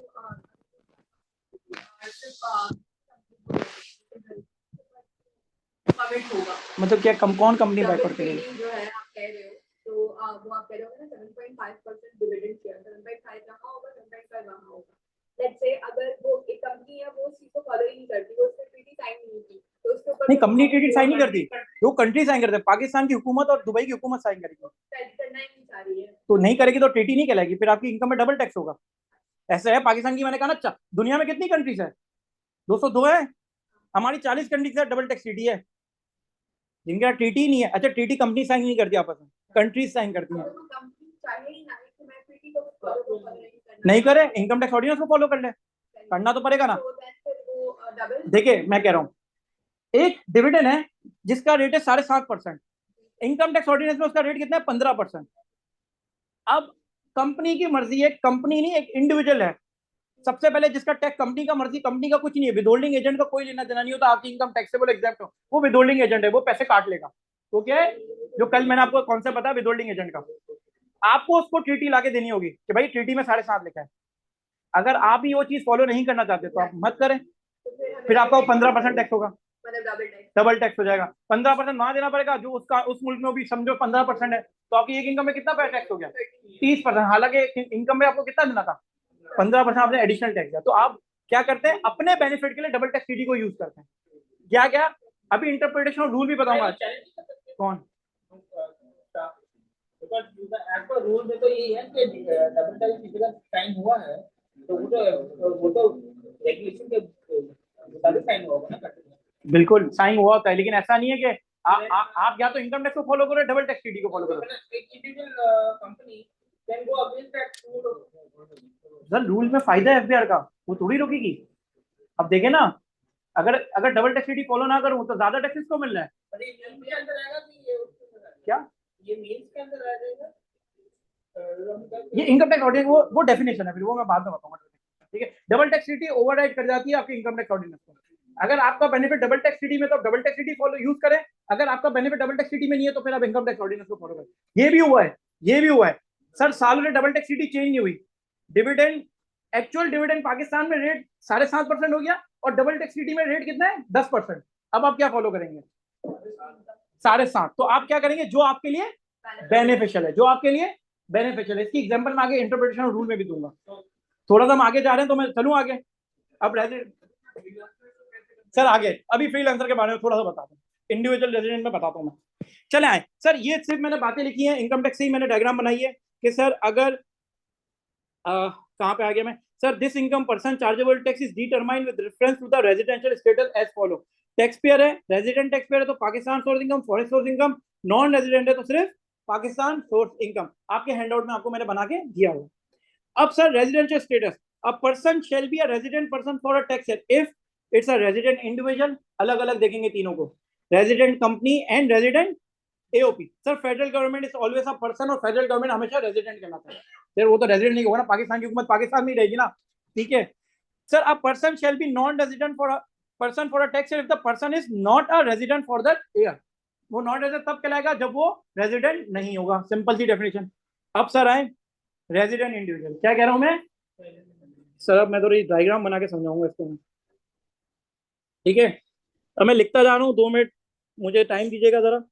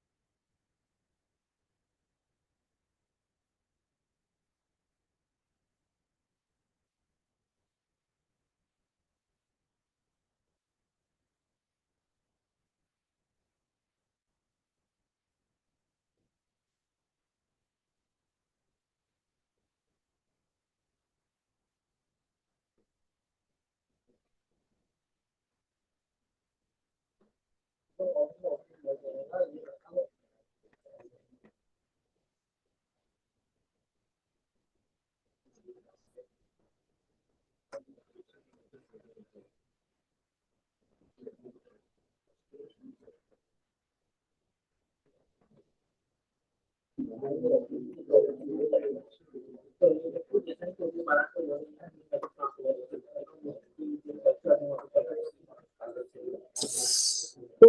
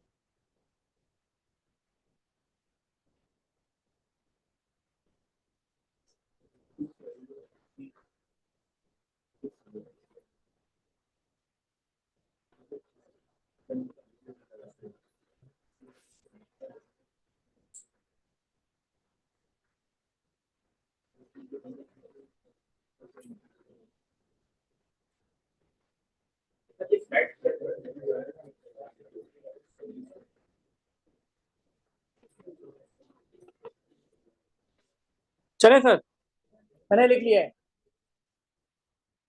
मैंने क्या किया, ये आप कॉपी कर लीजिएगा, मैं टाइम दे दूंगा कॉपी करने, पहले समझ ले फिर कॉपी करने में मजा आएगा। सबका ध्यान यहाँ पे आ गया। अब एक इंडिविजुअल बंदा रेजिडेंट कैसे बनेगा, एक इंडिविजुअल बंदा रेजिडेंट कैसे बनेगा। सबसे पहले हम देखेंगे उसका स्टे इन पाकिस्तान क्या है स्टे इन, वो पाकिस्तान में कितना अरसा गुजारता है। अगर वो पाकिस्तान में 183 दिन से कम गुजारता है, अगर कोई भी बंदा पाकिस्तान में 183 डेज से कम गुजारता है, वो हमेशा क्या कहलाएगा, नॉन रेजिडेंट। हमेशा क्या कहलाएगा सर, अब वो सिटीजन ऑफ पाकिस्तान हो या ना हो।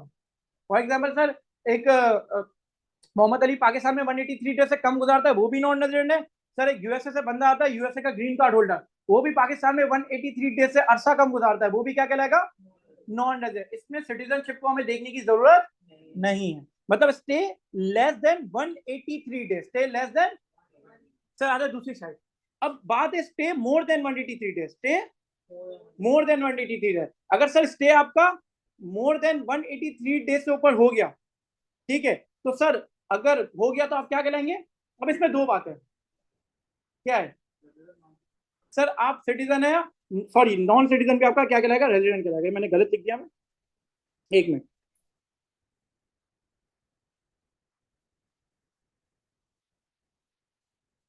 सर अगर एक बंदा 183 डेज से ऊपर कर लिया, अगर वो नॉन सिटीजन ऑफ पाकिस्तान भी है, तब भी वो पाकिस्तान में क्या कहलाएगा, रेजिडेंट। मैंने क्या किया, वो तब भी पाकिस्तान में क्या कहलाएगा। अगर एक बंदा 183 डेज ऐसा गुजारता है, लंदन से आया, पाकिस्तान में छुट्टियां गुजारी, गुजारते गुजारते 183 दिन अब हो गए, तो वो पाकिस्तान के लिए क्या हो गया, रेजिडेंट पर्सन बन गया। पाकिस्तान के लिए क्या बन गया। सर एक बंदा सिटीजन ऑफ पाकिस्तान है, ठीक है, क्या है, अच्छा सर मैंने है ना थोड़ी सी गड़बड़ कर दी है साइड में, मैंने थोड़ी सी गड़बड़ कर दी। अच्छा ये बातें मुझे यहाँ लिखनी थी, ये बातें मुझे यहाँ लिखनी थी, ये बातें मैंने यहाँ लिख दी बनाते हुए। मैं एक मिनट मिटा के साइड कर दूं, कोई मसला तो नहीं है? मुझसे थोड़ी मिस्टेक हो गई है, मैंने स्लाइड थोड़ी सी गड़बड़ कर दी है। अभी कोई कॉपी नहीं कीजिएगा, ठीक है सर? स्टे, देखिए sir, stay more then 180 days है, 183 डेज है, तो कोई बात नहीं होगी, हमेशा क्या कहलाएगा? मैं बोलता भी जा रहा हूँ, समझाता, हमेशा रेजिडेंट कहलाएगा, वो कुछ भी हो। 83 183 डेज अब हो गया पाकिस्तान में, ऑलवेज क्या कहलाएगा? अब ये बातें जो यहाँ करनी थी ना, मुझे यहाँ करनी थी। अगर लेस देन 183 डेज तो दो बातें होगी। पहले हम चेक करेंगे क्या वो बंदा सिटीजन ऑफ पाकिस्तान है या नॉन सिटीजन है। क्या है वो, सिटीजन है या नॉन सिटीजन है? मैं नॉन सिटीजन लिख देता हूँ। अगर वो नॉन सिटीजन है तो वो क्या कहलाएगा? Non resident. ग्रेट सर, अगर वो नॉन सिटीजन है ना तो वो क्या कहलाएगा? Non resident. लेकिन अगर सिटीजन ऑफ पाकिस्तान है तो पाकिस्तान उसको तंग करेगा। पाकिस्तान उसको क्या करेगा? एक चीज के ऊपर तंग करेगा, वो उससे दो सवाल करेगा। वो उससे क्या करेगा? नंबर 1 सवाल इज, क्या तुम किसी और कंट्री के अंदर रेजिडेंट हो? सबसे पहले मैं नॉट से कर रहा हूं, नॉट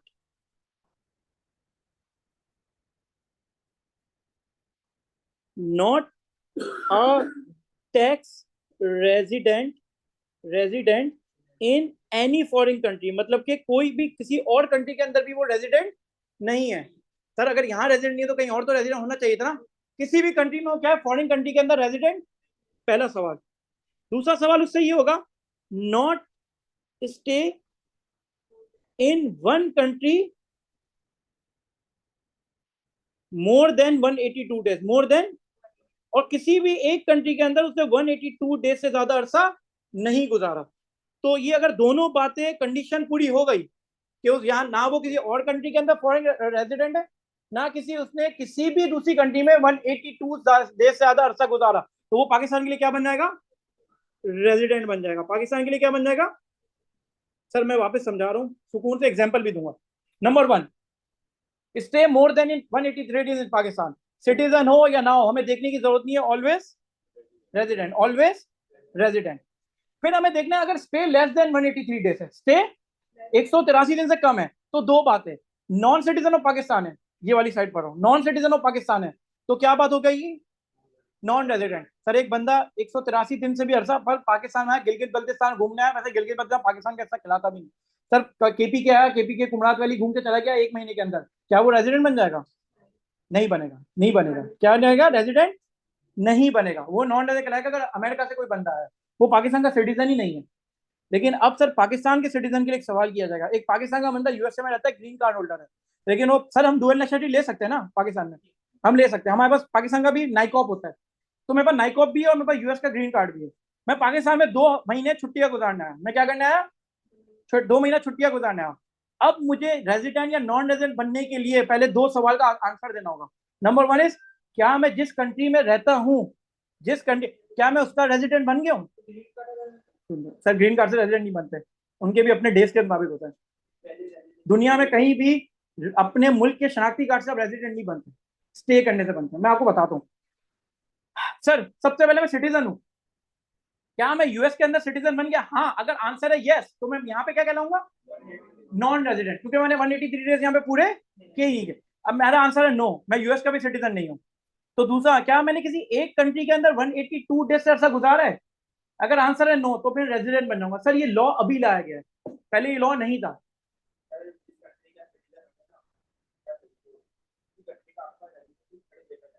ग्रेट।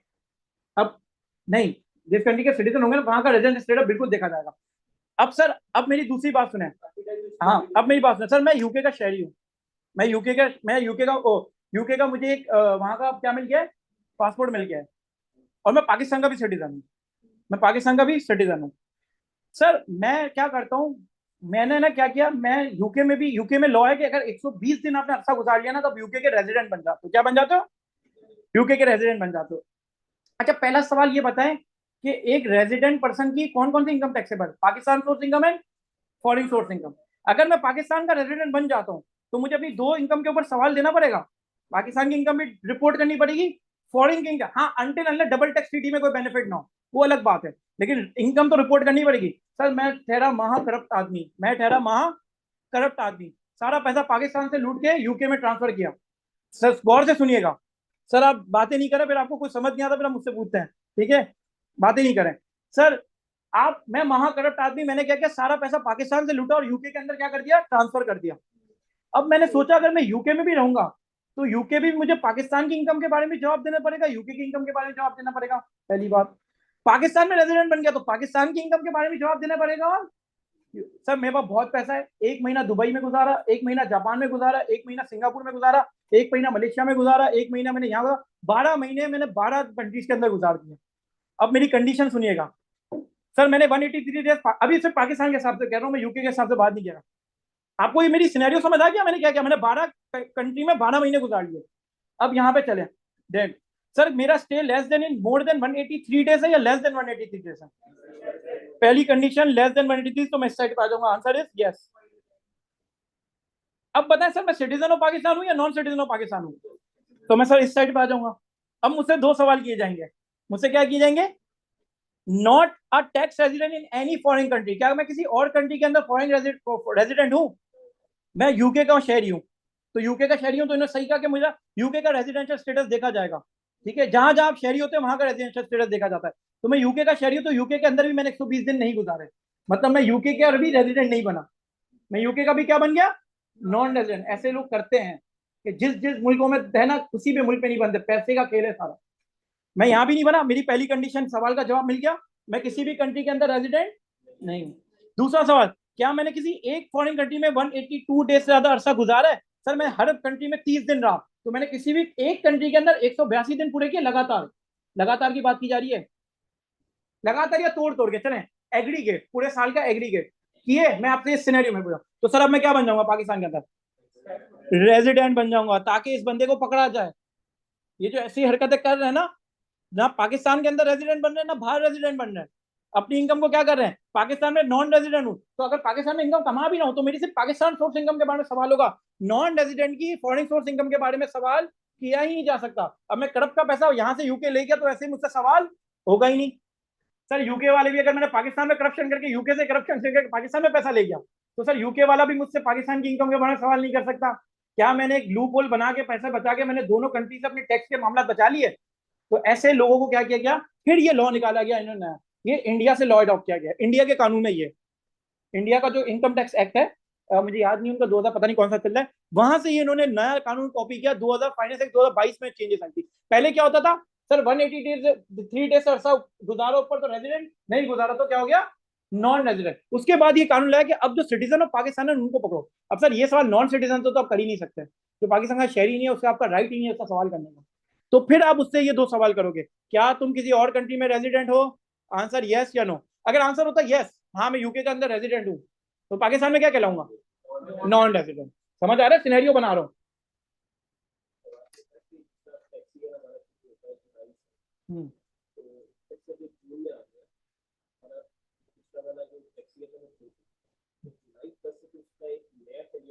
बिल्कुल, ग्रेट, बिल्कुल। सर हमारा जो टैक्स हम काउंट करें वो जुलाई टू जून में काउंट है। अच्छा ये काउंट कैसे किया जाएगा? एफबीआर ने किसी को पकड़ लिया, एफबीआर कैसे काउंट करेगा? पासपोर्ट के थप्पे, कब अराइवल हुआ, कब पहले नो। अभी मैं बताता हूँ, अभी मैंने पता नहीं डाला हुआ है शायद, अच्छा मैंने रूल्स है, अच्छा इसके प्रेजेंट के ना रूल्स है, मैं आपके अभी मुंह जबानी बता, इसके रूल्स के बारे में ये है कि अगर जिस दिन आप पाकिस्तान में 2 घंटे भी गुजारे वो भी आपका पूरा दिन माना जाता है। पाकिस्तान के अंदर अगर 5 मिनट पहले भी चले गए तो वो भी पूरा दिन माना जाता है। 11:55 पे फ्लाइट थी तो पूरा हो गया। हाँ हाँ दानी तुम पढ़ के आए हो, 1 मिनट इनको पढ़ा दूंगा सारा, ठीक है सेट है। तो ये आपको हो गया। दूसरी कंडीशन, सिक लीव के लिए पाकिस्तान में आए सर, बीमार हो गए, पता चला यूके में इलाज महंगा है, सिंध के हॉस्पिटल में आके इलाज सस्ता हो रहा है, SIUT आ गए इलाज करवाने, तो क्या हो गया, सिक लीव के लिए है, वो भी रेजिडेंट के लिए काउंट होगा। सर छुट्टियां गुजारने पाकिस्तान है, वो भी रेजिडेंट के लिए काउंट होगा। सर पाकिस्तान में पब्लिक हॉलीडे मनाने आए या पाकिस्तान के अंदर स्ट्राइक हो गई, लॉकडाउन लग गए, वो भी पूरा दिन काउंट होगा। सिर्फ वो काउंट नहीं होगा जो ट्रांजिशनल फ्लाइट के दरमियान होते हैं। फॉर एग्जाम्पल सर मैं दुबई से पाकिस्तान आया, पाकिस्तान से मेरी फ्लाइट मलेशिया की है, 2 घंटे का स्टे है पाकिस्तान में, तो वो दिन काउंट नहीं किया जाता, तो ये दिन काउंट किए जाते हैं। अब आपको ये बात समझ आई कि सर एक बंदा रेजिडेंशियल नॉन रेजिडेंट कैसे बनेगा? ये रेजिडेंट इंडिविजुअल की बात की जा रही है, हमारे जैसे लोगों के, एक कंपनी की बारे में बात नहीं है, AOP के बारे में बात नहीं, अभी सिर्फ इंडिविजुअल के बारे में बात की जा रही है। तो अब सर आपका माइंड क्लियर हो गया कि सबसे पहले मुझे क्या देखना है, इनकम को डिटरमाइन करने के लिए 2 बातें, either he is resident, either he is non, bar bar repeat कर रहा हूँ, बैठ जाए दिमाग में, either he is resident, either he is non resident. अगर वो रेजिडेंट बन गया तो Pakistan source income, foreign source income दोनों टैक्सेबल। नॉन रेजिडेंट है तो सिर्फ पाकिस्तान सोर्स इनकम टैक्स। अब हमने पहला देखा कौन सा कॉन्सेप्ट, रेजिडेंट इंडिविजुअल का। क्या देखा हमने, रेजिडेंट सर 183 डेज से अरसा पाकिस्तान में गुजार लिया ज्यादा, तो वो पाकिस्तान का शहरी हो या ना हो, वो क्या बन जाएगा, रेजिडेंट। क्या बन जाएगा सर? सर समझ आ रही है बात सर? पक्का पक्का आप लोगों को? सर 183 डेज से अरसा कम गुजारा, अब क्या सोचेंगे? पहला सवाल क्या होगा, क्या पहले वो सिटीजन है या नॉन सिटीजन है? अगर वो नॉन सिटीजन है तो नॉन रेजिडेंट, फिर तो हमें कोई सवाल करने की आगे जरूरत नहीं। अगर वो सिटीजन है फिर हम क्या दो सवाल करेंगे, सबसे पहले कि क्या किसी जिस कंट्री का शहरी है उस कंट्री के अंदर रेजिडेंट है या नहीं है। दूसरी बात, किसी एक कंट्री के अंदर 182 दिन से ज्यादा अरसा गुजारा है। अच्छा सर, ये 182 दिन का अरसा यहाँ पे क्यों रखा इन्होंने? सर एक बंदा सिर्फ पाकिस्तान का रेजिडेंट है और बाहर से घूमता है दुनिया, भाई पासपोर्ट 5-5 साल का वीजा मिलता है, घूमता रहूं मैं किसी अमेरिका अमेरिका का नहीं हूँ, तो 182 डेज वाला क्यों रखा? क्योंकि सर अगर किसी और कंट्री में 182 डेज से ज्यादा अरसा गुजारेगा तो वहां का रेजिडेंट बन जाएगा। जरूरी थोड़ी है, जैसे पाकिस्तान में शरीयत की जरूरत नहीं है सिटीजन नॉन सिटीजन की, तो यूएस के भी अंदर अगर मैं 120 के अंदर, अगर यूके के अंदर भी, मैं यूके का शहरी नहीं हूँ, मैं पाकिस्तान का शहरी हूँ, लेकिन अगर मैं यूके में 120 दिन से ज्यादा अरसा गुजार दूं, मैं यूके का भी रेजिडेंट बन जाऊंगा। जैसे यहाँ बात पूरी हो रही है ना, वैसे ही बाहर मुल्क में भी कंडीशन पूरी हो रही है। मैं यही कह रहा हूँ, अगर आपने यहाँ का इनकम टैक्स समझ लिया, आप दुनिया का इनकम टैक्स को समझ लेंगे। ठीक है, यही कंडीशन फॉलो होती है। ये बात समझ आ रही है? इसलिए ये सवाल किया कि क्या अगर वो किसी और कंट्री में 182 डेज से ज्यादा अरसा गुजार लिया, फिर तो उस कंट्री का रेजिडेंट बन जाएगा। फिर वो कंट्री सवाल करे ना, मेरा थोड़ी लेना देना उससे। तो ये अगर दोनों कंडीशन पूरी ना हो, तब वो क्या पाकिस्तान में क्या बन जाएगा, रेजिडेंट बन जाएगा, सिटीजन नहीं रेजिडेंट बन जाएगा। क्या बन जाएगा? कौन सी बात? 182 डेज। ये बात मैं ये कर रहा हूँ, पहली बात तो समझ आ गई, किसी और कंट्री फॉरेन नहीं। सर अगर तुम 182 दिन किसी एक कंट्री के अंदर गुजार ले तो पाकिस्तान के अलावा, तो उसके लॉ के मुताबिक रेजिडेंट बन जाओगे। तो जब तुम वहां रेजिडेंट बन गए तो पाकिस्तान के अंदर तुम्हें रेजिडेंट करने का कोई ताल्लुक नहीं होता। ये उन लोगों को क्या जा रहा है जो किसी भी कंट्री के अंदर रेजिडेंट बन ही नहीं है।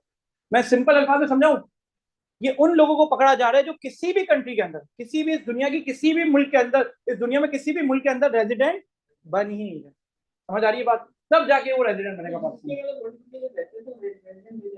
बन जाते हैं। अब ऐसा शहरी होना जरूरी नहीं है, जैसे पाकिस्तान में भी तो शहरी होना जरूरी नहीं है। तो 182 पे भी तो सर 182 उन्होंने हाईएस्ट नंबर पे रख दिया ना। किसी कंट्री में 170 डेज है, किसी कंट्री में मैक्सिमम 183 डेज तक है। Yes he will be non resident. UK का 120 डेज है, अमेरिका के अंदर, अमेरिका का मुझे नहीं पता, मुझे 2-3 कंट्री पता है, यूरोप की कंट्रीज के अंदर भी 183 डेज वाली क्राइटेरिया है। तो मतलब कि 182 डेज से ज्यादा गुजार लिया तो मतलब वो यूरोप में रेजिडेंट बन जाएगा। जब यूरोप में रेजिडेंट बन गया तो पाकिस्तान के अंदर फिर नॉन रेजिडेंट है। ये तो उन लोगों को पकड़ा जा रहा है जो कहीं भी रेजिडेंट नहीं बन गए। आगे पीछे का कहानी ना, बस बाद में कर लेंगे सवाल, अंदर रख ले, क्लास के बाद कर लीजिएगा, मैं क्लास को नहीं डिस्टर्ब करना चाहता। दो मिनट में जॉब कर रहा हूँ, पाकिस्तान में भी कर रहा हूँ, पाकिस्तान में मेरे बिजनेस है और पाकिस्तान के बाहर जॉब है, तो मैं 30 दिन इधर 30 दिन इधर, तो रेजिडेंस क्या काम करता है। तो तुम 30 दिन क्या करोगे? कैसे मतलब हर 30 दिन तुम हर मुल्क में एक महीना रह रहे हो। अब तुम, हाँ 2 मुल्क में एक महीना रह रहे हो। अब तुम ना वहाँ के रेजिडेंट, ना 183 वहाँ पूरे करो, ना यहाँ पूरे करो, तो तुम सिटीजन ऑफ पाकिस्तान हो? हाँ हो ना, तो तुम क्या बन जाओगे, रेजिडेंट बन जाओगे। तुमने क्या किया, तुम उस कंट्री में भी फॉरेन रेजिडेंट नहीं बने, तो रेजिडेंट नहीं बने उस कंट्री में, दोनों कंट्री में 182 जैसा अरसा नहीं गुजारा, यहाँ गुजारते तो यहाँ रेजिडेंट बन जाते, यहाँ भी नहीं गुजारा तो तुम क्या बन जाओगे, रेजिडेंट बन जाओगे। सर और किसी का सवाल? हाँ फिजिकल क्या, जुलाई टू जून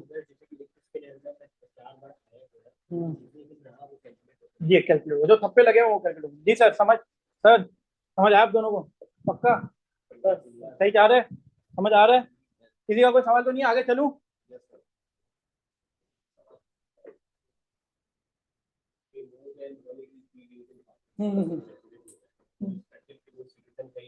हाँ कहीं का भी तो पता कैसे चलेगा, क्योंकि अब उसके पास तो जो पासपोर्ट वगैरह वो तो उस कंट्री का है। सर अगर वो चला गया, पकड़ में नहीं आया ना तो नहीं आया, लेकिन ये पकड़ने का क्राइटेरिया हमारा नहीं है। पता क्या होता है कि ये सारे लिंक होते हैं डिपार्टमेंट आपस में। सर कस्टम भी आपका एफबीआर से लिंक है, इमिग्रेशन भी आपकी लिंक है। जब ये सारी चीजें हो जाती है ना, जब एक बंदे को उनको पता, उनको रिपोर्ट हो रही होती है, सर आप बार बार पाकिस्तान में आएंगे तो आपके एक एक दिन काउंट कर रहे हैं वो लोग, कब गए कब आए, क्योंकि सारे दिन पाकिस्तान में रहे हुए वो आपके काउंट हो रहे हैं। तो अब जितना टाइम पाकिस्तान से एंट्री और एग्जिट कर रहे हैं तो उनके पास काउंट होंगे सिस्टम में, तो उनके सिस्टम से काउंट हो गया तो आपके शनाख्ती कार्ड नंबर या पासपोर्ट नंबर से आपके एड्रेस के ऊपर आपको नोटिस भेजा जा सकता है। पासपोर्ट नंबर तो एक जैसे ही होता है, एक ही लेंथ हाँ, एक ही लेंथ होती है, तो वो आपको पकड़ा जाता है, क्योंकि पासपोर्ट में अभी कंप्लीट डिटेल होती है। नहीं नहीं सर, आप 1 महीना रहे, 2 महीने के लिए पाकिस्तान भागे, फिर 3 महीने रहे, ऐसे नहीं, एग्रीगेट पूरे साल के मिला के। ठीक है, चलो सर आगे। अब रेजिडेंट कंपनी के बारे में देखें। सर टाइम के हो रहे 7:48।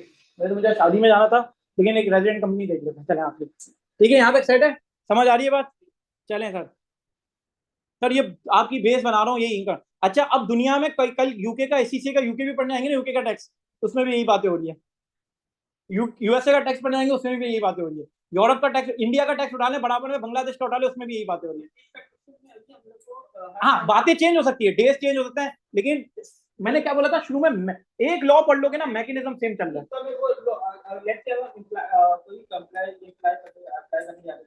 तो we will have to the date है, तो वो वाले यूके का 120 डेज है। हाँ, तो मुझे वो भी पता करना पड़ेगा। हाँ, वो पता करना पड़ेगा आपको, बिल्कुल। आपको लॉ तो जानना जरूरी है ना। मैं अब आपने कल यूके का लॉ उठाया तो आपको पता तो चल गया कि हाँ, ये पाकिस्तान के अंदर रेजिडेंशियल स्टेटस होता है, नॉन रेजिडेंशियल पीएसआई इनकम है, तो ये यूके के अंदर भी होता है, लेकिन डेट्स अलग होंगे, चेंज अलग होगा, उनके कुछ लोगों को एग्जेम्पशन भी दियो, कुछ ना दियो, तो वो सिर्फ थ्योरी का फर्क होता है, मैकेनिज्म सेम है, थ्योरी का फर्क होगा। जैसे वेट का मैकेनिज्म, यार सेल टैक्स गुड्स और सर्विसेज, वो भी गुड्स और सर्विसेज यूज कर रहे हैं, मैं भी गुड्स और सर्विस, हम भी यहाँ सैलरी बिजनेस, कोई अलग कानून तो नहीं कर रहे कि जन्नत वन्नत का कोई बिजनेस लाके कर रहे, कोई अलग तो पाकिस्तान के अंदर नहीं कर रहे ना, हम कोई भी इंसान दुनिया से अलग काम तो नहीं कर रहे ना। चेक करते हो। हाँ बिल्कुल, यस यस यस, चेक करने के बाद ही बिल्कुल बिल्कुल सर, उनको उनको नहीं, वो चेक नहीं करेंगे, वो एफबीआर देखो आपको चेक नहीं करती, आपको नोटिस देती है आपको। Yes, you have to prove, you are the consultant, you know the law, आप ये प्रूव करें, आप कंसल्टेंट हायर करें। तो आप बोलेंगे ये यूके का कानून है, ये चीज है, ये एप्लीकेशन, ये रिप्लाई दीजिए, उसके अच्छे को भी मानना पड़ेगा। Great, yes. अब आने सर, एक कंपनी रेजिडेंट कंपनी कैसे बनती है? बहुत आसान बात है, इतनी मुश्किल बातें नहीं है इसके अंदर, बहुत आसान बात है। एक कंपनी रेजिडेंट कंपनी कैसे बन जाती है? सर ये आखिरी पढ़ रहा हूँ, फिर हम क्लास को ऑफ करते हैं, ठीक है सर? रेजिडेंट कंपनी क्या बननी सर? सबसे पहले, company shall be a resident company for a tax if it is incorporated form under any law in force in Pakistan. सबसे पहली आसान बात सर, कोई भी कंपनी पाकिस्तान में बनी होगी तो वो रेजिडेंट कंपनी कहलाएगी। किसी भी कंपनी पाकिस्तान के कानून के मुताबिक कंपनी बनी, कोई भी कानून हो, पाकिस्तान के कानून के मुताबिक कंपनी बनी है तो वो क्या कहलाएगी? आपकी रेजिडेंट कंपनी। ये कोई बात टेक्निकल नहीं थी, थोड़ी सी ये बात टेक्निकल है। दूसरा point, the control and management of the affair, control and management, अब वर्ड आ रहा है control and management. What is control and management of the affairs of the company? मतलब जो कंट्रोल और मैनेज कर रहे हैं कंपनी को, उसका affair is wholly situated in Pakistan, is Holi. अब होली का वर्ड आ गया यहाँ पे, at any time in the tax year, at any time in the tax. Sir सबसे पहले कंट्रोल एंड मैनेजमेंट क्या होती है? नहीं नहीं नहीं, कंट्रोल एंड मैनेजमेंट, कंट्रोल कौन करता है कंपनी को? सर बोर्ड ऑफ डायरेक्टर्स की बात की जा रही है, कंपनी के सीईओ की बात की जा रही है, जो प्रिंसिपल्स की बात की जा रही है। These are the control and management affairs is wholly situated. अब होली जो है ना सर, लॉ के अंदर कहीं डिफाइन नहीं है, लेकिन होली का मतलब हमारे इनकम टैक्स ऑर्डिनेंस में मतलब है 50% और मोर। क्या मतलब है सर? एक कंपनी है यूके की, एक यूके की कंपनी है, ठीक है सर, उसके बोर्ड ऑफ, समझे 10 बोर्ड ऑफ डायरेक्टर्स है कंपनी के अंदर। कितने डायरेक्टर्स हैं? 10 बोर्ड ऑफ डायरेक्टर्स। सर 10 में से 3 बोर्ड ऑफ डायरेक्टर क्या करते हैं? पाकिस्तान आके एक मीटिंग हेल्ड करते हैं। क्या करते हैं? पाकिस्तान आके मीटिंग हेल्ड करते हैं। सर क्या control and management affair Pakistan के अंदर आई? आई ना, आई ना, 3 बोर्ड ऑफ डायरेक्टर पाकिस्तान के अंदर आए ना। हाँ, लेकिन होली नहीं हुए, 50% को क्रॉस नहीं गए, तो ये कंपनी नॉन रेजिडेंट कंपनी कहलाएगी। हाँ, लेकिन अगर सर ये कितने डायरेक्टर? 6 डायरेक्टर, 3 की जगह 6 डायरेक्टर आ गए, तो 2 कंडीशन। सबसे पहली condition, control and management of the affair of the company situated in Pakistan. पहली बात, सिचुएटेड है पाकिस्तान में, यस। क्या होली सिचुएटेड है या पार्टली सिचुएटेड है? होली सिचुएटेड, पार्टली का वर्ड यूज नहीं किया गया यहाँ पे, पार्टली का वर्ड यूपी में यूज किया गया, अभी बताता हूँ। होली का वर्ड यूज नहीं किया गया। क्या होली सिचुएटेड है? होली का मतलब 50% और मोर। सर 10 बोर्ड ऑफ डायरेक्टर उसमें से 6 यहाँ पे, तो 50% तो ऊपर हो गए। ये कंपनी अब पाकिस्तान में क्या बन जाएगी? Resident company. इसको रजिस्टर हो ना हो, ये पाकिस्तान में क्या बन गया? आपकी रजिस्टर रेजिडेंट कंपनी। का मतलब कि अगर सर 4-5 बंदे, 6 बंदे बोर्ड ऑफ डायरेक्टर के 50% से ज्यादा पाकिस्तान में आके मीटिंग कर लेते हैं, बिजनेस की कोई एग्जीक्यूशन कर लेते हैं सर, कोई सेमिनार कर लेते हैं, एक्सपो लगा देते हैं अपना, एक्सपो में नहीं आते बाहर की कंपनी आई एक्सपो लगाने, तो सर वो पाकिस्तान के अंदर क्या बन जाएगी, रेजिडेंट कंपनी बन जाएगी। समझ आ रही है बात सर? अच्छा, it is a provincial government, local government, आपको पता है लोकल गवर्नमेंट प्रोविंशियल गवर्नमेंट हमेशा कंपनी की डेफिनेशन में भी थे, तो वो हमेशा आपके रेजिडेंट ही कहलाते हैं, हमेशा आपके क्या कहलाते हैं सर? यही एओपी की डेफिनेशन भी 2 मिनट की है, पढ़ के ही चलते हैं। अब एक एओपी रेजिडेंट कैसे बनेगी? An AOP shall be a resident AOP of a person if the control and management of the affairs। अब कंट्रोल एंड मैनेजमेंट, एओपी के कंट्रोल मैनेजमेंट किसके पास होते हैं? पार्टनर्स के पास। सर एओपी में कौन होते हैं आपके? पार्टनर्स होते हैं। Of the affair of the AOP, affair of the AOP is situated Holi और पार्टली। वर्ड को, लॉ को कैसे चेंज किया इन्होंने? वहां पे लिखा होली, यहाँ पे लिखा होली और, मतलब 50% या उससे भी कम, 50% से कम भी हो, at any time in the tax year. अब ये वर्ड क्या यूज करें? किसी भी वक्त टैक्स ईयर के दरमियान। सर टैक्स ईयर तो आपको पता चल चुका है, बताने की जरूरत नहीं है। तो सर अब बताएं, अगर मेरा एक पार्टनर भी पाकिस्तान आके मीटिंग कर लेता है तो क्या कहलाएगी कंपनी? एओपी, रेजिडेंट बन जाएगी। सर 10 कंपनी के अंदर 10 पार्टनर हैं, 10 पार्टनर्स हैं, जरा एक पार्टनर भी आ जाता है पाकिस्तान तो ये रेजिडेंट बन जाएगी, क्योंकि पार्टली 50% या उससे भी कम। होली का मतलब था 50% और मोर, होली का मतलब था 50, पार्टली का मतलब 50% या उससे भी कम, लेस देन 50%। तो अगर एक पार्टनर भी आ गया 10 में से, या 3 पार्टनर में से एक पार्टनर भी आ गया 5 में से, तो सर ये कंपनी आपकी एओपी क्या बन जाएगी? रेजिडेंट एओपी बन जाएगी। आई होप आपको यहाँ तक रेजिडेंट कंपनी, रेजिडेंट जो एओपी समझ आया होगा। नहीं, कोई डेज डिस्काउंट नहीं, ये कोई डेज डिस्काउंट नहीं है। एक दिन के लिए आया, पार्टनर आया, फ्लाइट ली, मीटिंग की, गया, पार्टनर प्रेसिडेंट है ओपी। प्रूफ करना एफबीआर का काम है, हमारा काम नहीं है। ये सवाल नहीं की जगह सर प्रूफ कैसे करेंगे, ये मेरा काम नहीं है प्रूफ करना। ठीक है जी सर।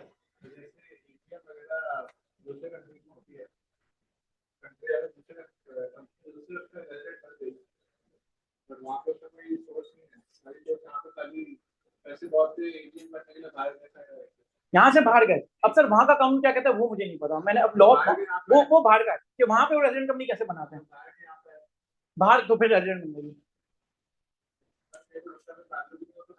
हाँ तो बता देंगे ना एफबीआर को, वो रेजिडेंट बन गया सर। मैं ये थोड़ी कह रहा हूँ, एक मिनट, मैं ये, हाँ हाँ, मैं एक में मेरा सवाल बस सुन लो, तुम्हारा क्लियर हो जाए। मैं रेजिडेंट बनना, नॉन रेजिडेंट बनना ये थोड़ी कह रहा हूँ कि आपको टैक्स देना है।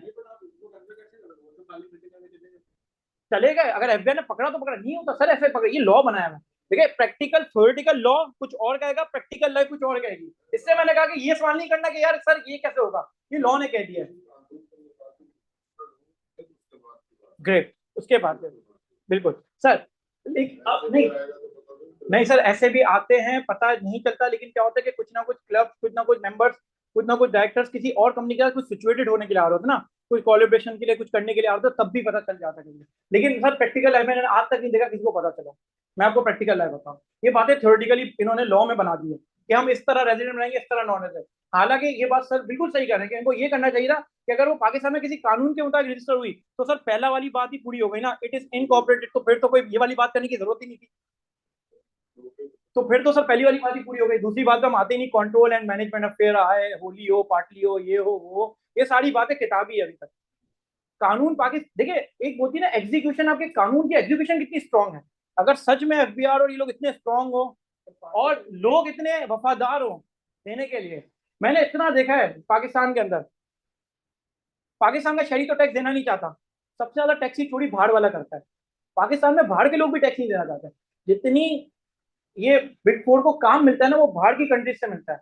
और बाहर की कंट्री की जितनी भी कंपनीज होती है, जब वो पाकिस्तान में कोई ना कोई काम करने आती है, कोई भी काम करने आती है, तो वो एक परमानेंट एस्टेब्लिशमेंट का भी कॉन्सेप्ट है, जो आगे जाके बताऊंगा, बहुत जरूरी। परमानेंट एस्टेब्लिशमेंट के, मैंने आईफोन मोबाइल है, आईफोन ने सिर्फ अपनी एक छोटी सी यहाँ पे सर आई शॉप एम खोली। Sorry to interrupt you sir, हमने तो बहुत टैक्स दिया है सर। कौन कह रहे हैं? सर मेरा नाम मोहम्मद राशिद है, मैं बता रहा हूँ मैंने तो सर बहुत एक टैक्स मिनट दिया रुके, है। मैं कॉन्सेप्ट क्लियर कर दूं, फिर मैं आपसे बात करता हूँ, ठीक है? अच्छा सर एक मिनट माइक ऑफ कीजिएगा। अच्छा मैं क्या कह रहा था आपको, सर बाहर जो है ना, बाहर की आपने सर टैक्स दिया होगा, बिल्कुल दिया होगा। मैं आपको एक बात बता रहा हूँ, वो देना ही जाता है, वो कहीं ना कहीं स्ट्रक्चर लूप होल देख रहे होते हैं। मैं आपको बताऊंगा, एक परमानेंट एस्टेब्लिशमेंट होती है पाकिस्तान से, टेरिटरी से बाहर जब गुड्स आती हैं सर, सर्विस अलग टैक्सेबल है, कॉन्ट्रैक्ट को अलग टैक्सेबल किया गया है, गुड्स को अलग टैक्सेबल किया गया है।